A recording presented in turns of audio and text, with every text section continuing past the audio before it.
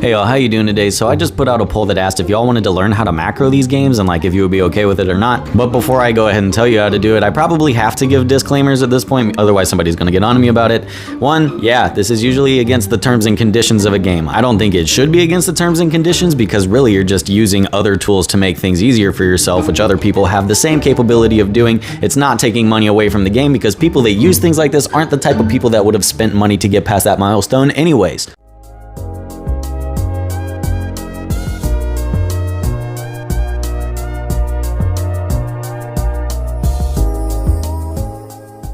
And yeah, it's usually taboo to talk about on the internet because if I have my username right here and my ID and stuff available for you to see, people are going to report me and this account is going to get banned. With that out of the way, go ahead and open up the Play Store and you'll instantly see Pokemon Unite because it's available on mobile and it's absolutely everywhere. If you use iOS, I have no idea how to help you. I have no idea how to use it. Google iOS macro guide mobile. Search for Clickmate. This is not sponsored at all. I am just literally giving you information and update. Okay, I'll take it. I would definitely value this thing. Services at $5 and it's probably the cheapest pack you'll ever buy on any game that'll help you more than any pack you could buy.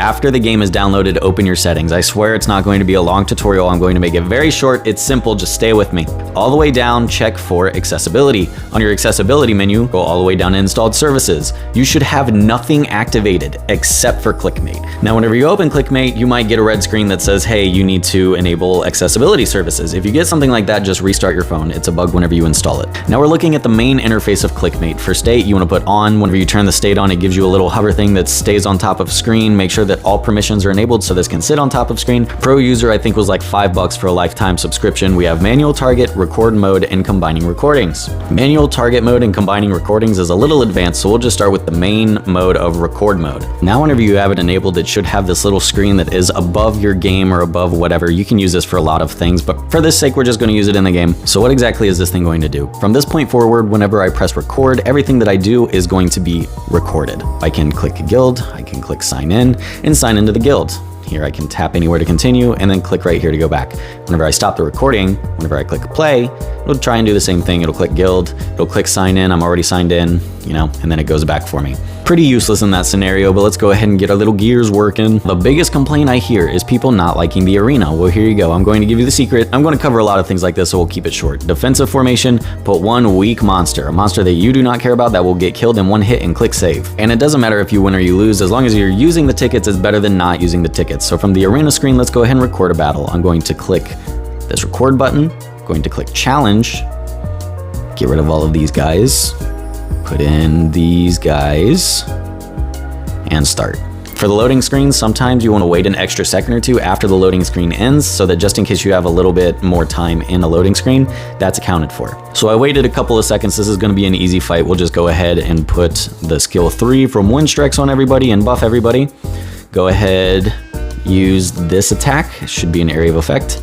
And then what I'm also going to do is once this animation is over, use the summoner skill, select a target. You might have to click multiple places where targets might be. And then from here, I would assume that that will take care of most teams that will be fighting at this low of a rank. Collect our rewards, click continue. Again, even if you lose, it's better than just not trying at all. So that's a win under our belt. Now, whenever we click stop, now what do you think happens whenever we click play? Check this out, click play. It's going to go to our next guy. It's going to get rid of all 4 of those units because I did that initially just to make sure that I put the right team in there. And it's going to click start. Same order. I'm literally not touching my phone right now. You can see that it's still in play mode. I'm pretty sure I was talking here. Then it's going to use Wind Strike's 3rd skill. Yep, here it comes. Then I used Homeboy's 3rd skill. I'm probably going to end up having to take him out. If you can do it with a team that just has an area of effect that'll sweep all these guys in one hit, that'd be good. But this is, I just pulled this dude and I haven't really been playing. And then I use the summoner spell. And he dies. Right?